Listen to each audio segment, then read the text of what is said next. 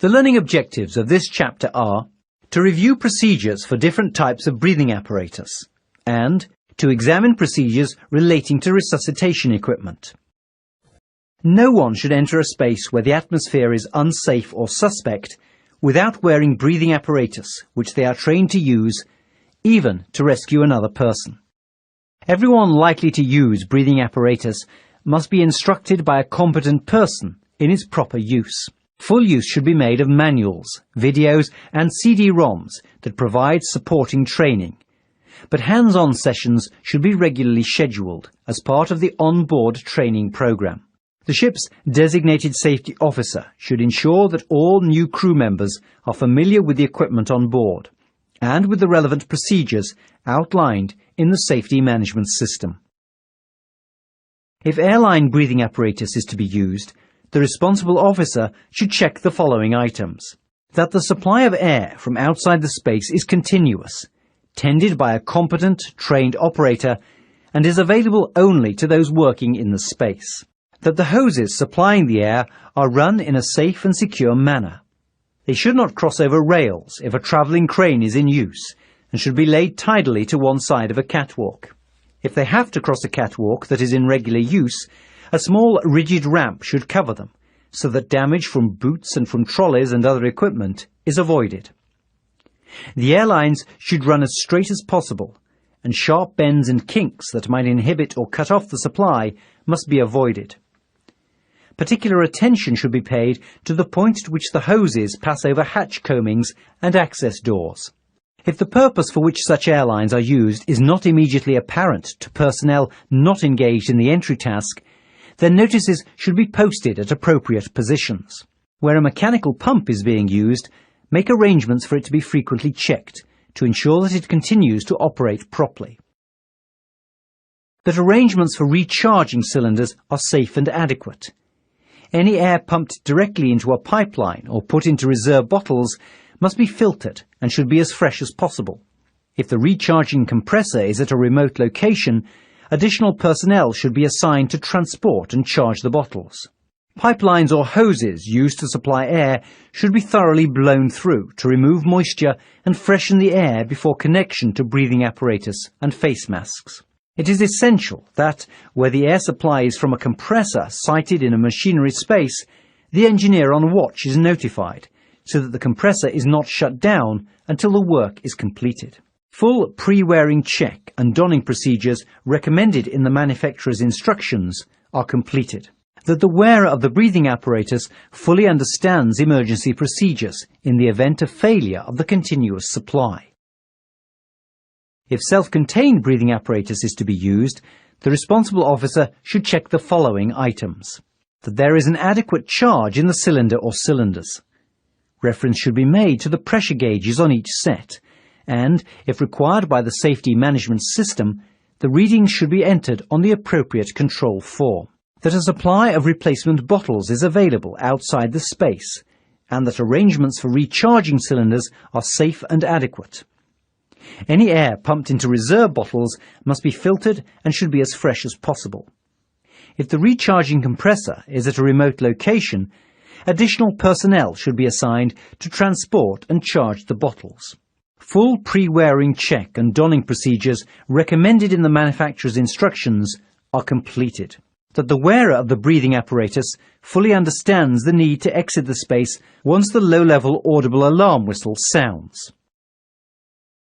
It is recommended that resuscitators of an appropriate kind should be provided where any person may be required to enter a dangerous space. Where entry is expected to occur at sea, the ship should be equipped with the appropriate apparatus. Otherwise, entry should be deferred until the ship has docked, and use can be made of equipment obtained from shore. Personnel assigned to operate the resuscitation equipment in the event of an emergency should receive adequate training in its operation. Once again, the ship's designated safety officer should ensure that any new crew members who will be involved in its operation are familiar with the particular equipment on board. The safety management system should provide for periodic checking and recording of levels in the oxygen cylinders.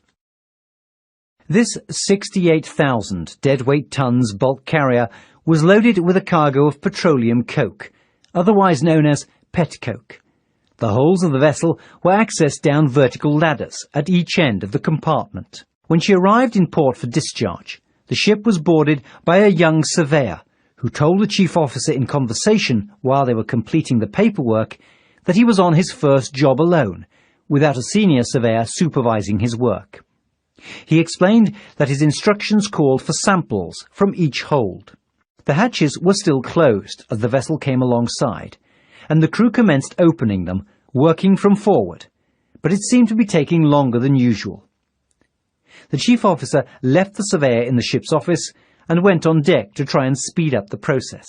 The surveyor decided to start taking his samples and went on deck himself. As there appeared to be a problem with the hatch forward, he decided to start at the aft hold. He released the securing dogs on the starboard side at the aft end of number 8 hold and opened the lid. He then lowered his sampling gear inside the trunk and climbed inside, leaving his notebook and baseball cap on a frame nearby.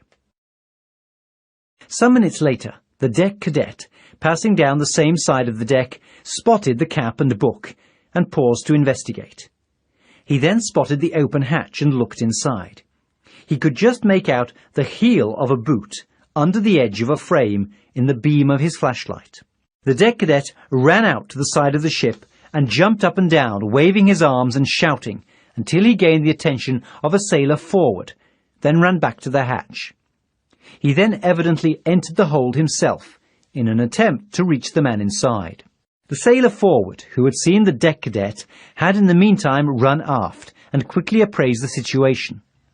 Luckily, a second sailor arrived shortly behind him, and this man had a radio and raised the alarm. One man then stayed by the hatch, and the other went to the safety locker on the poop deck to get a self-contained breathing apparatus. The chief officer was next to arrive on scene, followed almost immediately by the third officer. The chief officer put his leg over the coaming of the hatch and made to climb straight down into the hold as well. The third officer reminded him of the likely dangers of the atmosphere inside the hole, but he swung his other leg over onto the top of the ladder as well. The third officer then shouted at the chief officer, and an argument ensued, with the third officer actually grasping the chief officer around the neck, and the chief officer striking out at the third officer in return, the two of them, by now, shouting continuously at each other. At this stage, the master arrived at the hatch, and immediately ordered the chief officer to climb back out of the hatch. The deck cadet was seen to be in a sitting position on the surface of the cargo, with his back against the access ladder, but not moving. Rescue equipment and more personnel had now started to arrive, and the third officer and second engineer donned self-contained breathing apparatus and climbed down the ladder. Two of the crew, under direction of the master, opened the hatch. When the rescue team reached the deck cadet, he was seen to have vomited and was semi-conscious, but clearly still alive. The surveyor was either unconscious or dead. Within minutes, the two were lifted back up to the deck. The alarm had also been raised on shore, and a medical team from the installation was soon on board. The surveyor was confirmed as dead at the scene, and the deck cadet was transferred to hospital, where, over the next few days, he made a steady recovery.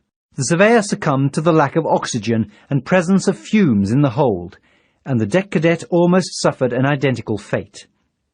The clear thinking and determination of the third officer in restraining the chief officer, despite his seniority, undoubtedly